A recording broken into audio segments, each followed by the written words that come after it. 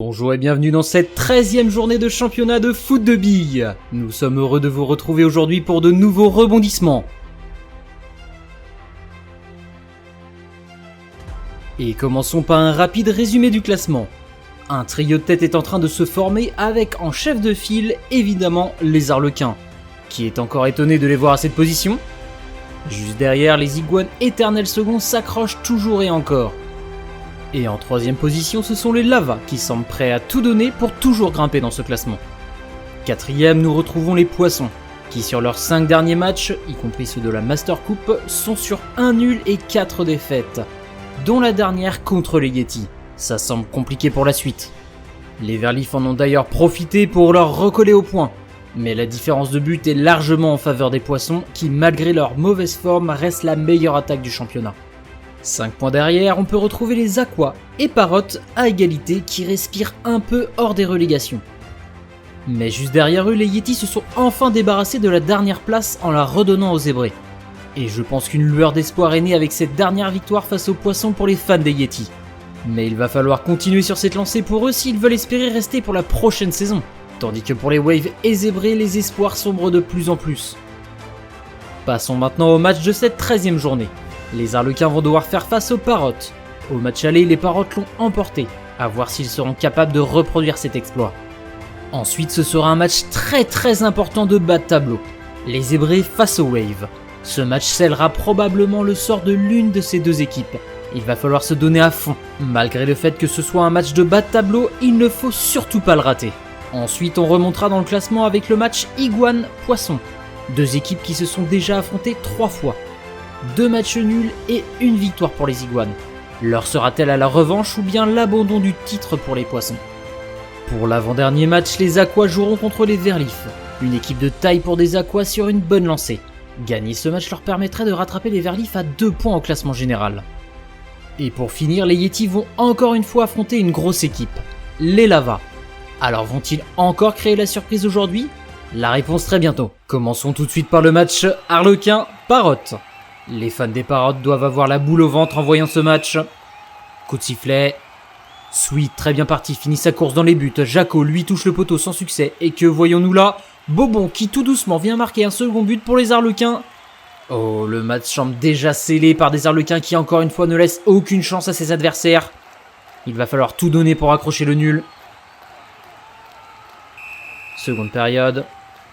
Ara qui réduit le score, Jaco frappe une seconde fois le poteau, c'est terrible, le but de l'égalisation est passé si proche. Tandis que l'on peut voir Sucré qui est carrément allé dans les gradins pour regarder la fin du match. Oh là là, ça va faire rager les fans des Parottes ça. Un geste pas très respectueux de la part de l'attaquant des Arlequins. Passons au second match, Zébré contre Wave. Ces deux équipes doivent tout donner sur ce match, ils jouent la relégation. Nazaré est projeté, Jaws lui vient ouvrir le score, suivi de Tiupo, son défenseur, et Medzi va venir réduire le score, mais l'avantage est pris pour les Waves dans cette première période. Et ce sont les défenseurs qui ont fait un bon travail pour les deux équipes ici.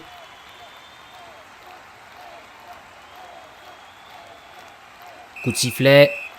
Zinan envoyé dans les airs, Nazaré, poteau rentrant, Griezmann marque aussi, Maverick s'enfonce le 4e but pour les Waves et oh là là, Zinan après son envol s'est tapé dans la rambarde avant de finir en poteau rentrant, excellent but mais qui ne suffira malheureusement pas pour rattraper au score les Waves.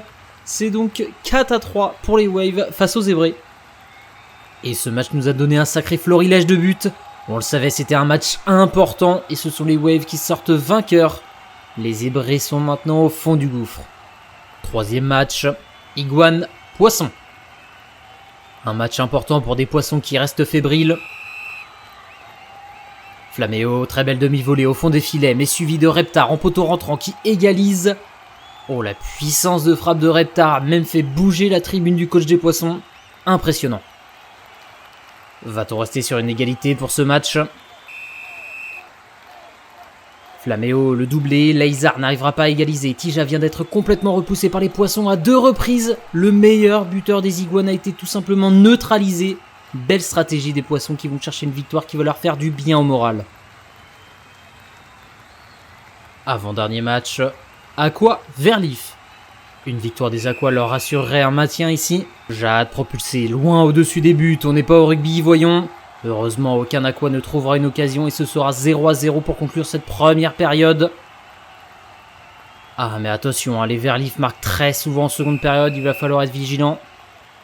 Et voilà, Jade se retrouve rapidement au fond des filets, laissant la défense des Aquas en plan.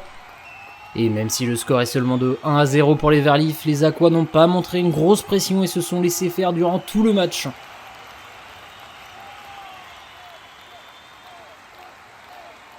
Attaquons maintenant le dernier match, Yeti Lava. Coup de sifflet. 3 joueurs Yeti envoyés en l'air, Metchemo, toujours lui, arrive à bien se rattraper en finissant dans les buts. Et de l'autre côté, Crater fait de même, c'est une égalité parfaite. Les Yeti tiennent le nul, mais il va falloir assurer la seconde période aussi.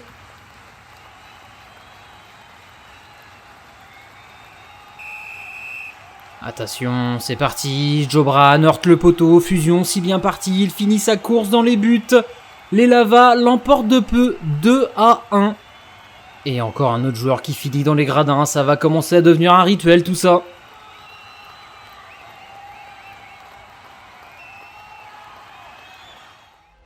Les matchs sont maintenant finis et le classement a très peu changé. Seuls les Yetis sont passés derrière les Waves qui ne sont plus qu'à 2 points pour sortir des relégations. Mais on peut remarquer que le haut de tableau s'est très resserré. Entre le 2e et le 5e, 2 petits points d'écart les séparent. Les prochaines journées risquent d'être très intéressantes.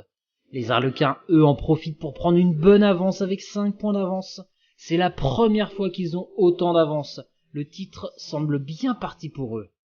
En ce qui concerne les buteurs, grâce à un doublé, Flaméo rattrape Sucré et même Chemo vient chercher les 8 buts. Sucré, lui, n'a pas marqué depuis 3 journées.